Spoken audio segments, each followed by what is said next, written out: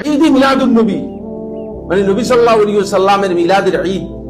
এটা হলো এমন একটি ঈদ যে ঈদ মুসলিমরা 624 হিজরি পর্যন্ত সুন্নাহর অনুসারীরা এটাকে গ্রহণ করে নাই, এবং যারা আবিষ্কার করেছে তারা ওবাইদি ইসমাইলি ফেরকার লোক ছিল।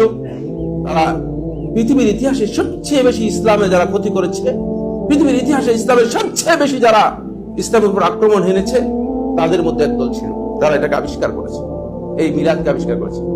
কিন্তু মানে কাল কালান্তরে, মানে সময়ের আবর্তনে এই ইবাদতটা এমন একটা ইবাদত হয়েছে যে এখন তো এই পৃথিবীতে যদি কোনো কারণে ভোটাভুটি হয় তাহলে সবচেয়ে শ্রেষ্ঠ মুসলমানদের ইবাদত একটাই হবে, সেটা হচ্ছে ঈদ মিলাদুন্নবী। ভ্রষ্টতা এমন পর্যায়ে চলে গিয়েছে, এটা মুসলমানদের ইবাদত নয়, মুসলমানদের ঈদ নয়, মুসলমানদের ঈদ নির্দিষ্ট। সুতরাং এটা আমাদেরকে সতর্কতার সাথে খেয়াল রাখতে হবে।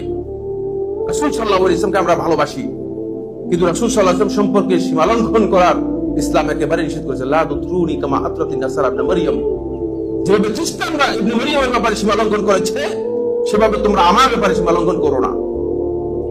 ইন্নামা আনা আবদুন, আমি গোলাম বান্দা, ফাকুলু আব্দুল্লাহি ওয়া রাসূলুহু, তোমরা আমাকে বলবে যখন বলবে যে আল্লাহর বান্দা এবং তার রাসূল। দেখছেন, আল্লাহর বান্দা এবং তার রাসূল। আল্লাহ রাসূল সাল্লাল্লাহু আলাইহি ওয়াসাল্লামের মর্যাদা হচ্ছে এই জায়গায়।